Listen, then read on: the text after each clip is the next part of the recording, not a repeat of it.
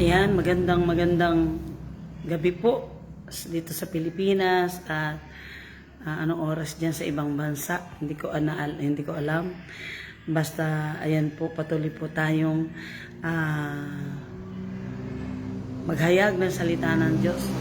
Alam niyo po ba na tumatak sa puso ko yung sabi nga po doon sa Matthew 6:33, seek first the kingdom of God and His righteousness, and all these things shall be added unto us.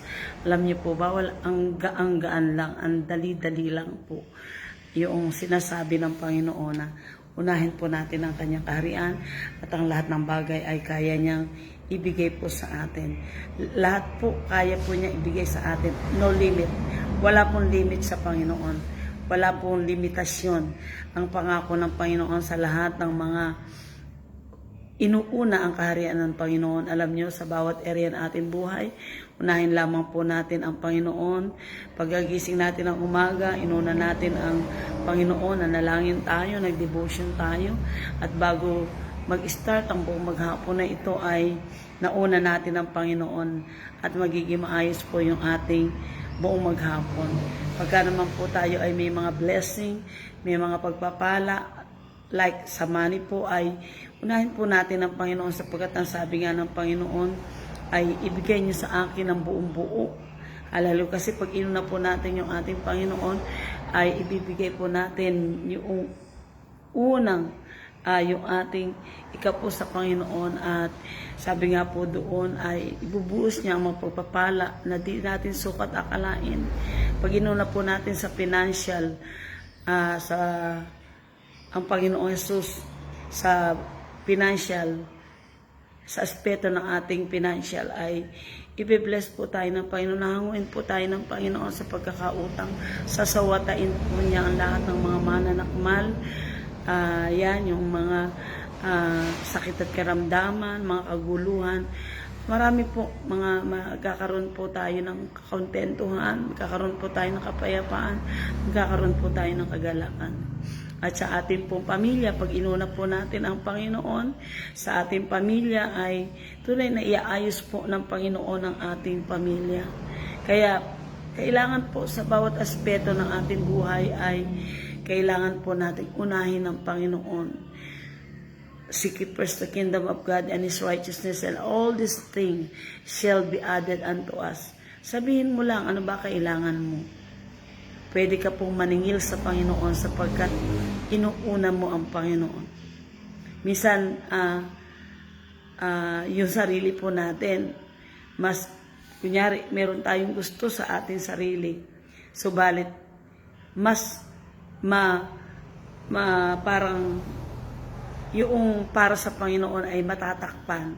So pagka inuna po natin na dininay natin yung ating desire, yung ating gusto, pakatandaan po natin, ang Diyos po ay hindi sinungaling para hindi po niya tuparin yung lahat ng ating mga kahilingan, lahat ng mga pangako niya sa atin ay kaya pong ibigay sa atin ng Panginoon. Amen po ba? Alam niyo po ba, pag nagbibigay po tayo ng buhay sa iba, nagtatanim po tayo ng mahabang buhay para sa atin. Kung ano po yung ating ibibigay, ay ano po yung ating itatanim, tsak na aanihin po natin. Amen po ba? Dahil tayo po ay nagtatanim ng oras sa Panginoon, pahabain po ng Panginoon ang oras natin. Ang mahabang buhay ang ating buhay. Amen ba? At kung tayo po ay nagtatanim ng love, aani po tayo ng love sa Panginoon. Kung tayo po ay nagtatanim ng forgiveness, pagpapatawad, aani po tayo ng pagpapatawad. Tatanim po tayo ng pagkakasundo-sundo, aani po tayo ng pagkakasundo-sundo. Ano man po yung ating itinanim, kaya pong ibigay ng Panginoon. At yun nga po, yung pagka nga po inuna natin ng Panginoon, ako lahat kayang ibigay ng Panginoon. Nagtatanim po tayo ng seek first the kingdom of God and His righteousness, lahat kayang ibigay ng Panginoon. Sabi ko nga sa inyo, name it. Sabihin mo kung ano gusto mo at kayang-kayang ibigay ng Panginoon. Amen po ba? At patuloy po tayong lumapit sa Panginoon at patuloy po tayong sino po yung gusto na makilala talaga ang Panginoon. Ang Panginoon po ay tumutugon sa lahat ng ating pangangailangan. Alam niyo po ba, pag nagtatanim po tayo ng panahon sa iba, nagpe-pray po tayo sa iba, maani rin po tayo sa atin. Sabi nga, ano man yung ating nagtanim tayo sa iba, aani po tayo sa ating, yung pong buhay natin, bahala po si Lord.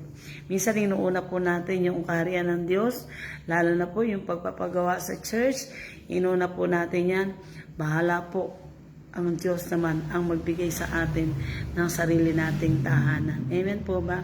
So kanina nga po ay ang mga kabataan ay kumanta po sila.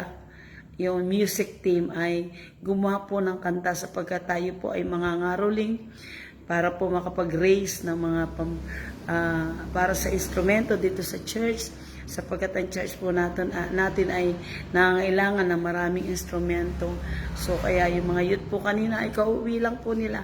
Sila po ay gumawa ng nag-live po sila, ay nag-video po sila ng kanilang mga kanta para isend po sa mga tao na kakatuwin po natin ang puso para po magkaloob sa gawain ng Panginoon para po pang pondo sa ating pong mga instrumento. Kaya po, hallelujah, alam po natin na ang nagtanim, hindi po pwedeng aani.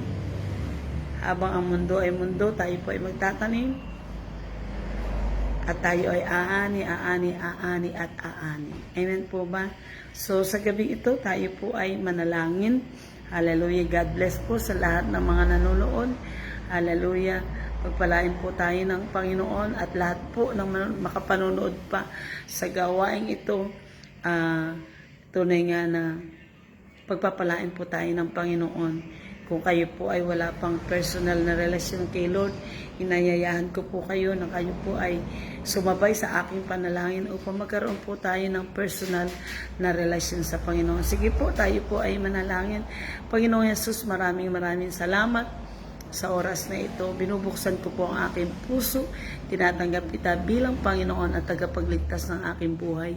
Patawarin mo po ako sa aking mga kasalanan simula nung una hanggang sa kasalukuyan. Maraming salamat po Panginoon sa kapatawaran na iginawad mo sa akin simula sa araw na ito. Meron akong bagong buhay, bagong pag-asa at bagong pananaw sa piling mo. At inayayahan ko ang banal na Espiritu ang maghari na sa aking buhay habang ako ay nabubuhay at dalahin ko nga po ang mana itatala mo ang aking pangalan sa aklat ng buhay. Huwag mo na pong hayaang mapura ito doon. Salamat po Ama, ito po ang aking dalangin sa pangalan ni Jesus. Amen. Kapatid, kung sumabay ka sa maikling panalangin ito, ikaw ay mayroon ng personal na relasyon sa Panginoon para lumago po tayo sa Panginoon.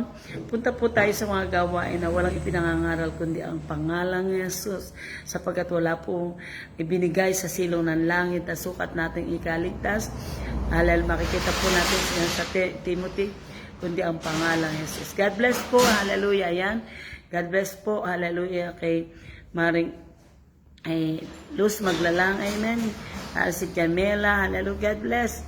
And si Ate Meling Jongko, amen, hallelujah. Si Aiza, si Aya, Sister Mel, God bless po. And patuloy po tayong pagpalain ng Panginoon.